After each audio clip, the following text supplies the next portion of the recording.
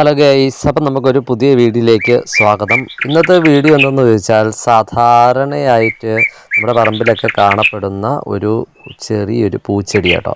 അപ്പോൾ ഈ ചെടി ഇതിനെക്കുറിച്ചാണ് ഇന്നത്തെ വീഡിയോ. ഒരു സാധാരണ ചെടിയാണെന്ന് വെച്ചാൽ ഒരു ആയുർവേദ ചെടി കൂടെയാണ്. അപ്പോൾ എന്തായാലും നമുക്ക് അതിൻ്റെ ഡീറ്റെയിൽസിലേക്ക് പോകാം. പോകുന്നതിന് മുമ്പ് ഏതാണ് ചെടിയെന്ന് ചോദിച്ചാൽ നിങ്ങൾ ഇത് കണ്ടോളൂ, ഇതാണ് ആ ചെടി.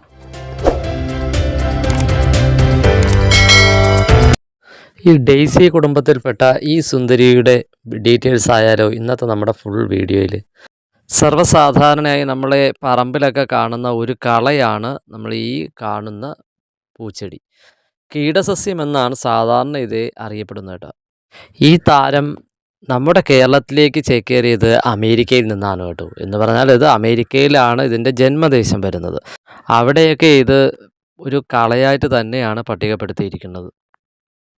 ഈ താരത്തിന് ഓരോ ഭാഷയിലും പല പേരുകളുണ്ട് കേട്ടോ.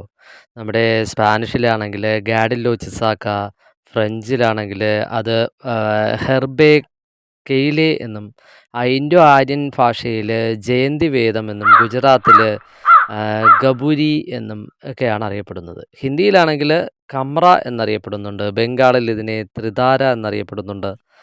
ഇത്രയും പേരുകളൊക്കെ ഉണ്ടെങ്കിലേ നമ്മുടെ കേരളത്തിൽ അറിയപ്പെടുന്നത് ഇതിനെ കുമ്മിണിപ്പച്ച എന്നാണ്. സത്യം പറഞ്ഞാൽ ഇതൊരു ആയുർവേദ ചെടി തന്നെയാണ്.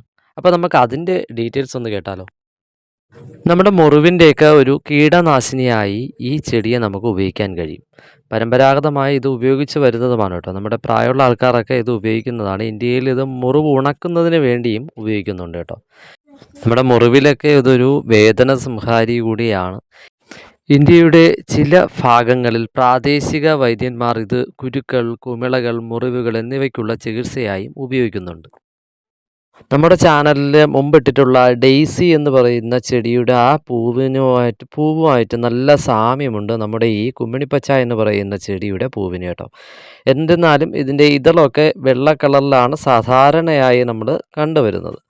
പിന്നെ അമ്പടയാളം ആകൃതിയിലുള്ളതുമാണ് ഇതിൻ്റെ ചെടി എന്ന് പറഞ്ഞാൽ ഇതിൻ്റെ പൂക്കൾ. ഓക്കെ, ഈ പൂക്കൾക്ക് കട്ടിയുള്ള രോമങ്ങളാൽ മൂടപ്പെട്ടിട്ടുണ്ട് കേട്ടോ. അത് തൂവലുകളുള്ളതും തൂവൽ പോലുള്ളതുമായ വെളുത്ത പപ്പസ് ഉള്ളതുമായ ഒരു കടുപ്പമുള്ള അക്കീൻ ആണ് ഇതിൻ്റെ ഫലം. ഒരു ചെടിയിൽ 1500 വരെ അക്കീൻ ഉൽപ്പാദിപ്പിക്കുന്നതിനാലും ഓരോ അക്കീനിലും അതിൻ്റെ പപ്പസിൽ കാറ്റിനെ പിടിച്ച് കുറച്ച് ദൂരം കൊണ്ടുപോകാൻ കഴിയുന്നതിനാലും ഈ ചെടി ഭാഗികമായി ആക്രമണകാരിയാണ്. അതുകൊണ്ടാണ് ഞാൻ മുൻപേ പറഞ്ഞത്, ഇത് വളരെ കുഴപ്പം പിടിച്ച ഒരു കള കൂടിയാണ്. നമ്മുടെ ആയുർവേദ ചെടിയാണെങ്കിലും ഇതൊരു കള കൂടിയാണ്. അതുകൊണ്ട് തന്നെ കൃഷിസ്ഥലങ്ങളിൽ നിന്നും നമ്മൾ മാക്സിമം ഇതിനെ ഒഴിവാക്കുന്നത് നന്നായിരിക്കും. നമ്മുടെ ഈ താരത്തിൻ്റെ രാസഘടകങ്ങൾ വേർതിരിച്ചെടുത്തിട്ടുണ്ട്. അതെന്ന് പറയുമ്പോഴത്തേക്ക് നമ്മളെ ഫ്ലേവനോയിഡ്, പ്രോഗംബനറ്റിൽ എന്ന് പറയുന്ന ഒരു രാസഘടകം ഇതിൽ നിന്നും വേർതിരിപ്പിച്ചെടുക്കുകയാണ്. അതുകൂടാതെ തന്നെ ആൽക്കലൈൻ എസ്റ്ററുകൾ, സ്റ്റിറോളുകൾ, പിന്നെ പെസ്റ്റാർസ്, സൈക്ലിക്, പിന്നെ ട്രൈറ്റൻ പീനുകൾ, ഫാറ്റി ആസിഡുകൾ, പോളിസാക്കറൈഡുകൾ എന്നിവയെല്ലാം നമ്മൾ ഇതിൽ നിന്നും വേർതിരിപ്പിച്ചെടുക്കുന്നുണ്ട് കേട്ടോ. ഈ രാസസംയുക്തങ്ങളാണ് നമ്മൾ ഇതിൽ നിന്നും വേർതിരിച്ചെടുക്കുന്നത്.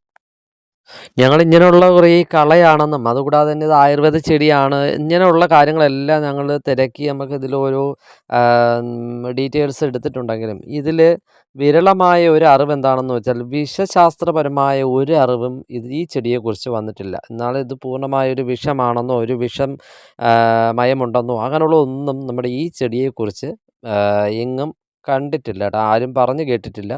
പിന്നെ അതുകൂടാതെ തന്നെ ഇതിലെ ഗവേഷകർ ഇതിൻ്റെ കൂടുതൽ പഠനത്തിലേക്കായിട്ട് ഇതിൻ്റെ ഡീറ്റെയിൽ പഠിക്കണമെന്ന് പറഞ്ഞുകൊണ്ടൊക്കെ ഇതിനെ ആവശ്യപ്പെട്ടിട്ടുണ്ട്. പക്ഷെ അതിൻ്റെ ഇതൊന്നും ഇതുവരെ നടന്നിട്ടില്ല. ഇനി ഭാവിയിൽ എപ്പോഴെങ്കിലും ആവാം എന്ന് നമുക്ക് പ്രതീക്ഷിക്കാം.